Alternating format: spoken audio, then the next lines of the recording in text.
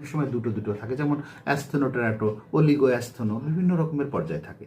তখন আলটিমেটলি যখন এই ইয়েটা প্রজনন প্রক্রিয়া ব্যাহত হয়, তো আমরা দেখি ইউরোলজিস্ট যেটা বেসিক কাজ সেটা হলো যে বেশিরভাগ রুগী আমরা পাই হচ্ছে অ্যাজোস্পার্মিয়া নিয়ে রুগী আসে। এটা হলো শুক্রাণুটা পরীক্ষা, যখন বীর্য পরীক্ষা করে তখন শুক্রাণুর সংখ্যা কম থাকে, মানে শুক্রাণুর সংখ্যা থাকেই না, জিরো।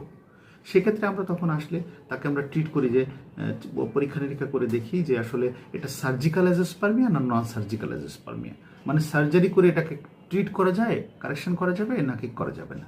যদি সার্জারি করে কারেকশন করা না যায় তাহলে আমরা কনজারভেটিভের পরামর্শ দিই, কনজারভেটিভ চিকিৎসা দিই, এবং অনেক সময় আমরা এর সঙ্গে একটা মাল্টি ডিসিপ্লিনারি অ্যাপ্রোচ নেই। অনেক সময় এন্ডোক্রাইনোলজিস্টকে সঙ্গে বসে একটা বোর্ড করে আমরা তারপরে সিদ্ধান্তের দিকে এগিয়ে যাই কোন দিকে যাব। আচ্ছা, গেল একটা।